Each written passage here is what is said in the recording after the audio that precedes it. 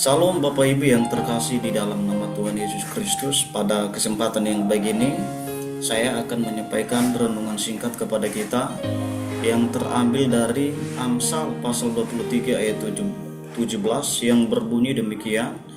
Janganlah hatimu iri kepada orang-orang yang berdosa, tetapi takutlah akan Tuhan senantiasa.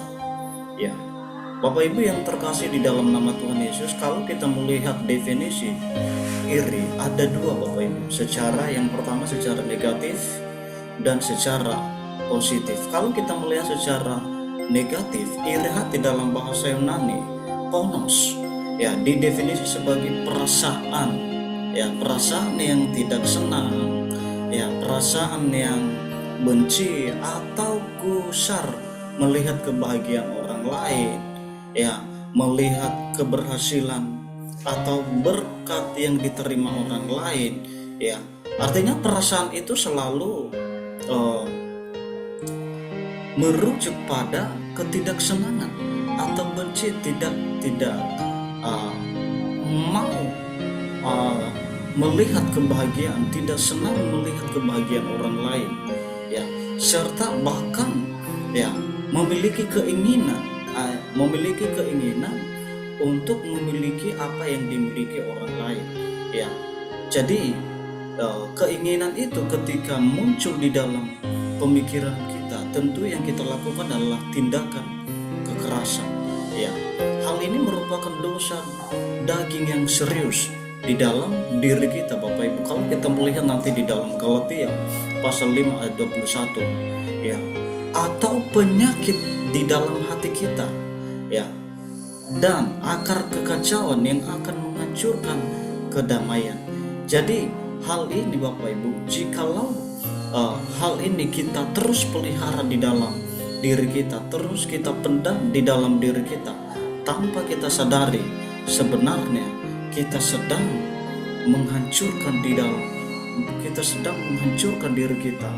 sedang menghancurkan relasi kita kepada sesama kita sedang menghancurkan relasi kita baik secara internal maupun secara eksternal, ya. Kenapa? Karena udah nggak ada lagi kedamaian, yang ada adalah kekacauan yang ada di dalam diri kita, ya. Akar kekacauan di dalam kehidupan kita nggak bisa keluar. Kalau kita melihat secara positif, ya, iri juga bisa merujuk pada mindset yang sehat. Artinya pola pikir yang sehat, bersaing sehat tanpa merugikan orang lain. Itu juga secara positif, ya. Jadi ada dua, ada juga iri secara negatif, ada juga iri secara positif, ya. Kalau kita melihat di ayat 17 ini ada dua di sana Bapak Ibu. Pertama, ya, jauhkan iri hati, itu negatif, ya, jauhkan iri hati. Di 17a dia mengatakan bahwa janganlah hatimu iri kepada orang-orang yang berdosa, ya. Mindset ini adalah merujuk pada pola pikir negatif, ya. Solusinya apa? Solusinya, ya, supaya jangan hati kita iri kepada orang-orang yang berdosa, ya, adalah menjauhkan diri, ya. Itu solusi, ya, supaya kita jangan berdampak dari mereka. Maka solusi yang perlu kita ambil, maka solusi yang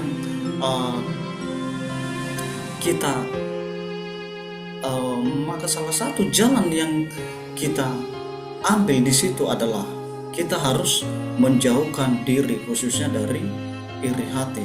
Kenapa? Karena dia mengatakan janganlah hatimu, ya. Jangan ini berbicara tentang perintah, ya. Artinya kita diarahkan, kita dituntut bagaimana supaya kita jangan melakukan apa yang tidak berkenan, apa yang tidak sesuai, yang tidak sinkron dengan kehendak Tuhan.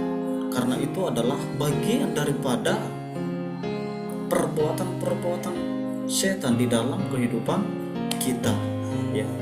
Kedua, takut akan Tuhan, itu juga mindset positif, ya. Di ayat 17b dia mengatakan tetapi takutlah akan Tuhan senantiasa, Ya, tujuan kalau kita melihat tadi, ya solusi di poin pertama, dan sekarang kita harus tahu tujuan solusi tersebut. Kenapa sampai tujuan solusi itu? Kenapa sampai solusi itu ada? Ya, kenapa kita harus punya solusi?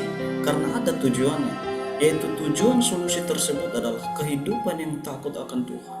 Ya, artinya gini, ya, ketika orang yang menjauhkan dirinya, orang yang sedang menjauhkan dirinya dari perkumpulan pencemaran misalnya, ya itu berarti kita bukan nggak menghargai mereka, itu berarti kita nggak mau menghargai kebersamaan. Tetapi ini adalah berbicara tentang bagaimana kita menjaga identitas kita sebagai orang-orang yang takut akan Tuhan, sebagai orang-orang yang percaya kepada Tuhan. Makanya muncullah argumen bahwa takut akan Tuhan dengan sungguh-sungguh adalah orang yang tidak mudah iri hati kepada orang lain, sebab di dalamnya memiliki level kedewasaan. Ya, ingat, ketika kita sedang takut kepada Tuhan, ya, ketika kita memiliki ketakutan kepada Tuhan dengan sungguh-sungguh, itu artinya kita tidak mudah terpengaruh.